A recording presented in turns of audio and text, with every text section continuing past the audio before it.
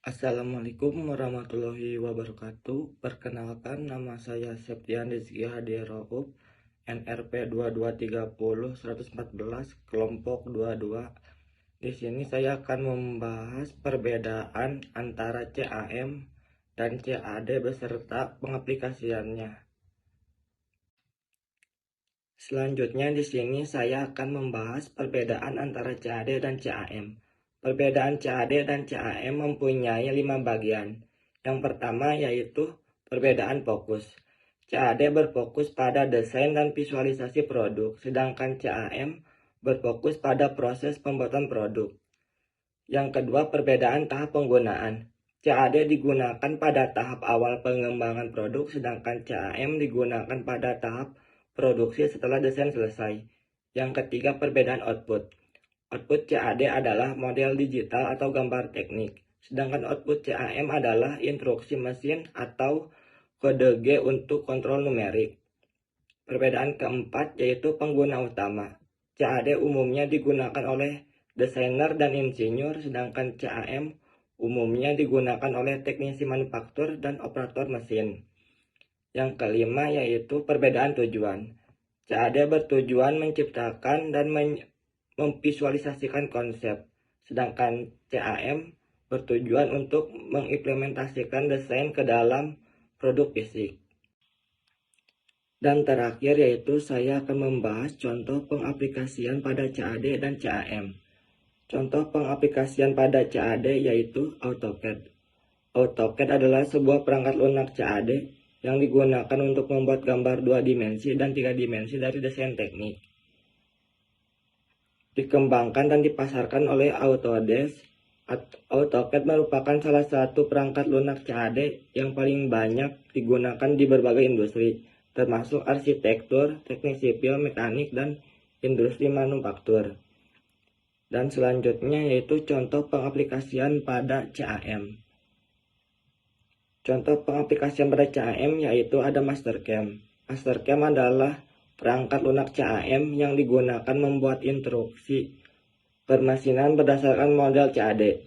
Dikembangkan oleh CNC Software. Mastercam adalah salah satu perangkat lunak CAM paling populer yang digunakan dalam industri manufaktur untuk pemrograman mesin CNC atau komputer numerical control. Demikian yang saya bisa sampaikan. Mohon maaf apabila ada kesalahan kata. Sekian dan terima kasih. Wassalamualaikum warahmatullahi wabarakatuh. Assalamualaikum warahmatullahi wabarakatuh. Saya Najwa Salsabila dengan NRP 22301003, kelompok 22. Di sini saya akan menjelaskan poin kedua, yaitu fitur apa saja yang bisa dilakukan oleh aplikasi SolidWorks dan Mastercam. Fitur-fitur dasar dari SolidWorks yang pertama ada Extrude, adalah fitur yang dapat menarik secara tegak lurus terhadap bidang sketsa 2 dimensi sehingga sketsa menjadi bentuk 3 dimensi. Yang kedua ada Revolve, adalah fitur yang terdiri dari Revolve Boss, Revolve Cut. Revolve ini seperti memutar sketch sehingga membentuk objek 3 dimensi. Lalu ada Loft. Loft adalah fitur yang digunakan untuk membuat objek seperti teropong, piramida, kerucut, dan lainnya. Lalu ada Shell, adalah fitur yang bisa digunakan untuk membuat part yang berongga. Lalu ada fitur-fitur yang lebih rumit, yaitu ada Dome, adalah fitur yang membuat salah satu permukaan menonjol dan berbentuk seperti kubah. Lalu ada helix atau spiral, adalah fitur yang bisa digunakan untuk membuat objek seperti pegas, per. Lalu ada part, adalah bagian-bagian dari suatu rakitan yang akan diassembly. Lalu ada assembly, adalah gabungan dari part-part yang telah dibuat. Lalu pada gambar diperlihatkan hasil dari assembly pada aplikasi SolidWorks. Untuk membuat suatu assembly di SolidWorks dapat dibuat dengan mengklik New Assembly. Lalu ada fitur-fitur dari Mastercam, yaitu yang pertama ada 2 dimensi machining. Itu pertama ada contouring, membuat jalur alat mengikuti profil 2 dimensi, digunakan untuk memotong bentuk luar atau dalam part. Lalu ada drilling, mencangkup berbagai operasi lubang seperti pengeboran, membuat lubang dasar, pengetapan, dan pembuat ulir, serta memperbesar dan menghaluskan lubang yang sudah ada. Lalu ada facing atau meratakan permukaan bahan, dapat mengatur pola zigzag maupun spiral dan overlap untuk hasil yang optimal. Lalu ada engraving, yaitu membuat toolpad untuk mengukir teks atau logo pada permukaan part. Lalu ada 3D machining. Yang pertama ada running, pembuatan material awal pada part 3 dimensi, meliputi level running, memproses part layer per layer, serta menjaga alat konstan untuk efisiensi. Lalu ada finishing, strategi suatu menghasilkan permukaan akhir yang halus. Lalu ada paralel, jalur sejajar untuk permukaan datar, ada radial atau pola melingkar untuk permukaan cekung, ada spiral untuk gerakan spiral untuk area melingkar, ada flow line mengikuti kontur permukaan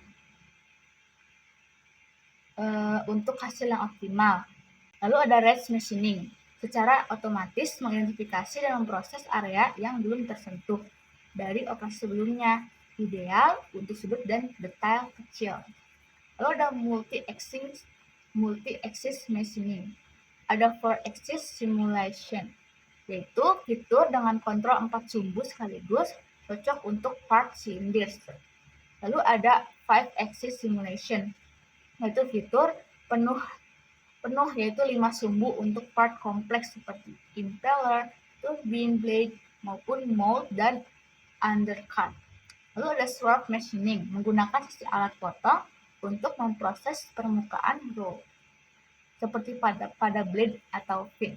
Lalu ada port machining, itu khusus untuk pemesiran lubang seperti port pada silinder, mesin, ataupun manifold. Lalu ada turning, itu ada OD dan ID turning, yaitu fitur pembobotan diameter luar dan dalam, termasuk facing, rounding, dan finishing.